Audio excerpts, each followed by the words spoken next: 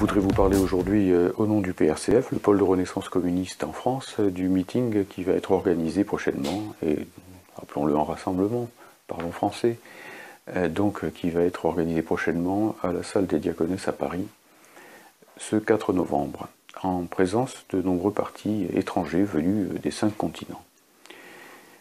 Ce meeting va porter sur le 100e anniversaire de la révolution prolétarienne d'octobre 1917,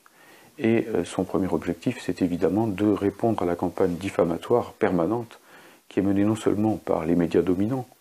mais également par bon nombre de gens qui se prétendent historiens, mais dont le métier inlassable est de tuer chaque jour le communisme, de le retuer et de le re-retuer, preuve que d'ailleurs il n'est pas si mort que ces gens-là veulent bien le dire. Rappelons que la révolution d'octobre a été l'événement sans doute le plus progressiste du XXe siècle. Il a donné lieu, à travers effectivement la mise en place d'un régime socialiste pour la première fois sur un 6e des terres émergées, à une intense lutte contre l'impérialisme mondial et pour la paix, contre les tyrannies de toutes sortes et pour la mise en place d'un régime reposant sur les soviets ouvriers et paysans, et donc aussi à toute une série de luttes sociales très importantes dans les pays capitalistes eux-mêmes. On ne peut pas concevoir le Front populaire, on ne peut pas concevoir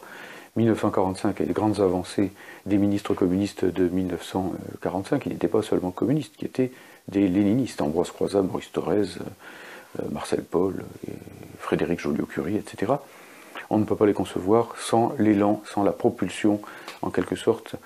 qui a été celle de la Révolution d'octobre, au point que d'ailleurs, ceux qui aujourd'hui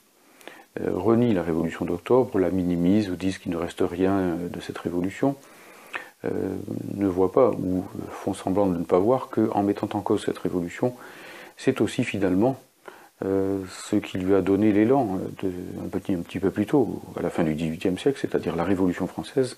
qui se trouve gravement compromis. Les mêmes, c'est pas un hasard, qui vomissent leur bile sur Lénine et sur les bolcheviks, passent leur temps à matraquer Robespierre et les infâmes jacobins.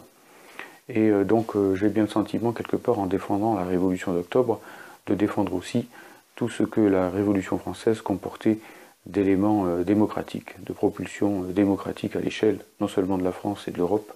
mais du monde entier. Ça, c'est le premier élément. Le deuxième élément, c'est évidemment que ce meeting est un meeting de combat dans la construction d'un véritable rapport de force chez nous. Alors que nous sommes en face d'une offensive macronienne et thatchérienne, et que ce qui fait le plus défaut, sans doute aux travailleurs de France, depuis notamment que le Parti communiste français a laissé tomber sa matrice léniniste, qu'il a renoncé au marxisme-léninisme, eh bien c'est précisément un parti d'avant-garde, un parti de combat,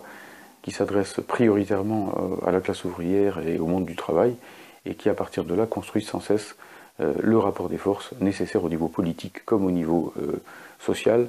pour tenir tête au capitalisme et pour proposer une alternative véritablement socialiste. Ce meeting, ce rassemblement donc du 4 novembre aux Diaconesses, eh bien, il est très important aussi parce qu'en France, ce sera sans doute un événement, pour ne pas dire le grand événement, effectivement, qui permettra aux léninistes, aux gens qui ne renient pas le léninisme, qui veulent évidemment bien sûr l'actualiser, le mettre en place dans les conditions d'aujourd'hui, à ces gens eh bien, effectivement de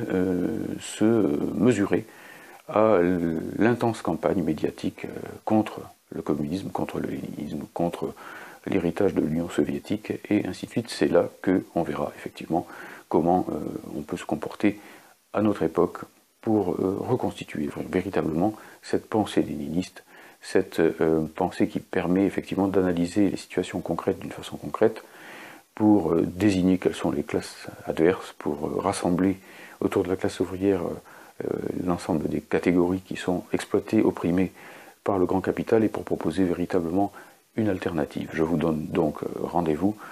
le 4 novembre. Inscrivez-vous par l'intermédiaire du site www.initiative-communiste.fr. Je répète, www.initiative-communiste.fr.